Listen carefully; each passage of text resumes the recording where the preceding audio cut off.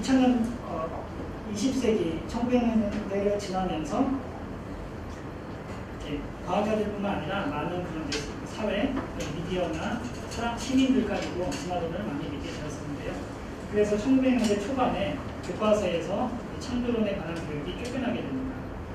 그러면서 미국이 점점 분력이 강력해지고 미국이 가장 근본적인 기독교를 주창하던 나라였기 때문에 미국 내에서 많은 창조론과 진화론의 그런 투쟁의 그런 역사들이 기록되어 왔는데 가장 중요한 것으로는 스코프스 재판이라는 것을 들 수 있습니다. 미국 테네시주는 여기가 테네시주인데요. 여기가 태평양 쪽이고 여기가 대서양 쪽이고 이 창조론에 관한 그런 교과서적인 내용이 다 쫓겨난 이후에 사람들이 그럼 이 창조론이 진화되지 학교에서 가르쳐 줄 수 없다면 진화론 역시 형평성에 맞춰서 교과서에서 가르쳐지면 안 된다.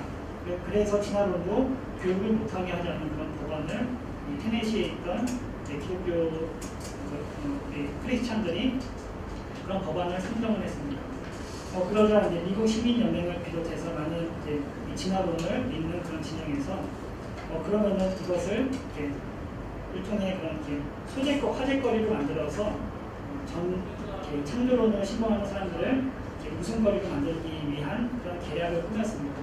사실 생물을 전공한 사람도 아니고 정식 교사도 아니었던 이 스코프스라는 사람을 시켜서 마침 공석이 된 그런 시골 어느 학교의 생물학교 교사 자리를 잠시 수행하게 했는데 미국 시민연맹에서 대본까지 다 주고 변호사까지 고용하면서 이 사람이 어떤 말을 해야 될지를 다 시켰습니다. 그래서 이 스코프스라는 그런 이제 신임 교사가 진화론을 금지된 진화론을 가르치는 그런 일이 있었고요. 그래서 이제 보수적인 그 당시 테네시 주에 사는 사람들이 스코프스를 재판에 회부를 했는데 당시 이제 이 창조론을 지지하는 쪽에서는 미국 대통령 선거에 3번이나 입후했던 그런 브라운이라는 사람을 변호사로 내세우고 진화론 쪽에서는 미국 시민연맹 측에서 사람들을 또 고용해서 치열한 공방 끝에 법정에서는 스코프스가 잘못한 것으로 판결이 내려졌는데 그것이 너무 이렇게 매스미디어를 장식한 나라 미국 전역에 걸쳐서는 창조론이 굉장히 우스운 실질적으로는 재판에서 이겼지만 창조론이 굉장히 조롱당하는 그런 결과를 가지게 되었습니다. 그러한 영향으로 인해서 진화론이 점점 득세하고 테네시 주뿐만 아니라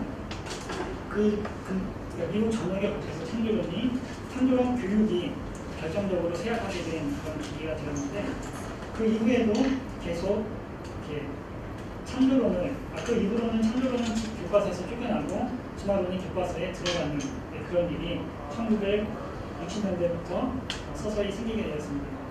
그러자 이제 창조론을 믿는 사람들이 그렇다면 진화론뿐만 아니라 창조론도 교과서에 들어가야 된다. 그래서 이번에는 진화론이 가르쳐지는 그만큼 창조론도 가르쳐줘야 된다는 그런 주장을 하게 되었습니다.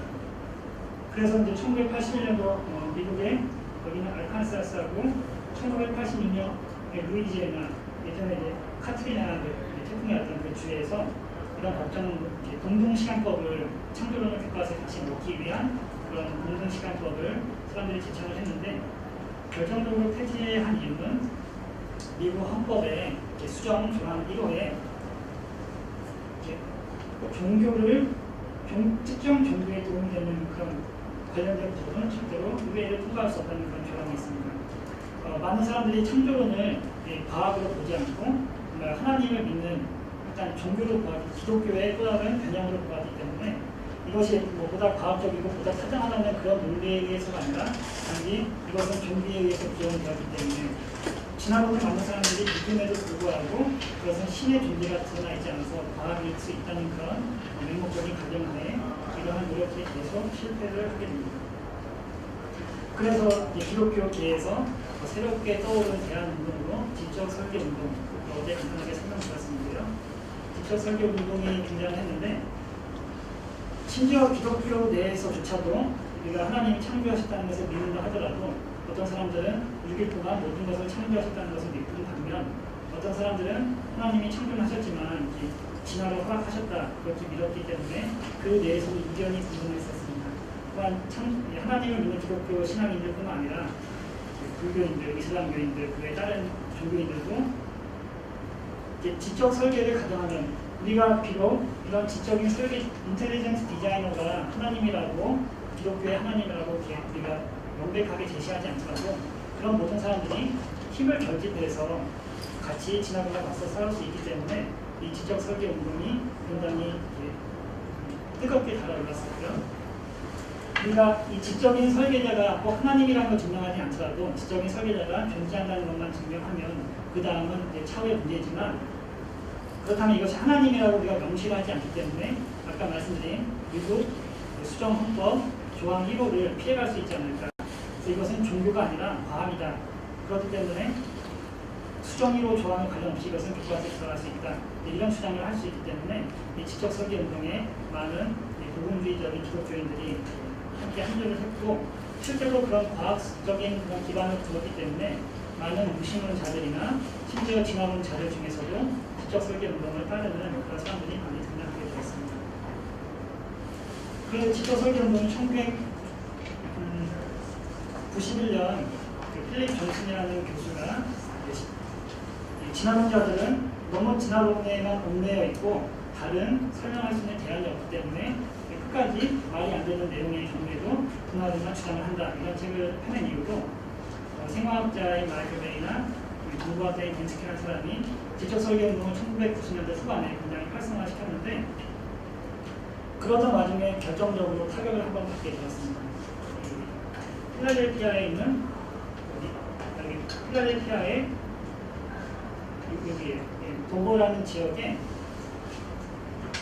지적 마침 이제 그 학교에서 그 어느 도보라는 작은 도시인데 그 학교에 창조론은 창조론 대신에 이제는 지적 설계는 과학이고 종교와 관련이 없기 때문에 진화론과 더불어서 지적 설계도 가르쳐줘야 된다는 그런 교육 커미티에 결정이 있게 되었습니다. 몇몇 그런 기독교인들이 커미티에서 열심히 활동하고 노력한 결과 이 도버 지역의 그런 학교 미국인 학교도 주민들과 더불어서 학교 커미티가 있는데 커미티에서 지적 설계도 가르치라는 그런 결정을 내렸습니다. 그러자 이제 또 전국에 미국 전역에 미국 시민연맹을 비롯한 많은 진화론자들이 들고 일어나서 그런 것이 잘못되었기 때문에 그것이 취소되어야 된다는 그런 재판을 걸게 되었는데 그런 재판 결과 결국은 판사가 인텔리전 디자인은 결국은 또 다른 종교다라는 그런 결정을 내리게 되었습니다. 사실 인텔리전 디자인을 믿는 사람들은 그리고 제창하는 사람들 중에는 무신론자들도 있고 무신론자도 있었어요. 종교가 없는 사람들도 많이 있고 과거에 지나는 사람들도 있고 종교도 서로 다양하게 각각이 있는데 그것을 기독교적으로 해석을 한 것은 큰 무리가 있습니다. 그리고 그들이 여러 가지 근거를 들면서 인텔리전 디자인은 과학이 아니다. 그렇지만 이것이 사실일지도 모른다. 그럼으로써 그들은 과학을 사실로부터 더 소외시키면서 과학이 더 이상 진리의 탐구나 정말 사실에 가까운 접근이 아니라 단지 자연주의적 방법론에 기초한 탐구로 한정시키는 그런 잘못을 범하게 되었습니다. 그러나 여하튼 지적 설계를 주장하는 분들이 여기서 다시 폐퇴를 했는데 지난 1월 미국의 인디애나 주에서 이번에는 새로운 시도가 있게 되었습니다.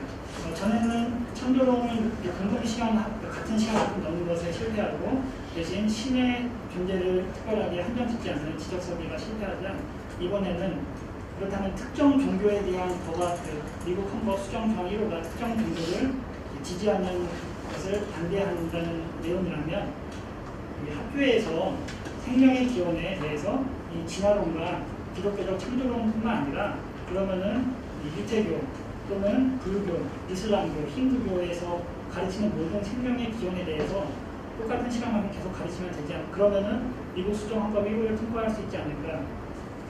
그런 생각을 가지고 몇몇 사람들이 제안을 해서 인디애나 주 상원을 통과했습니다.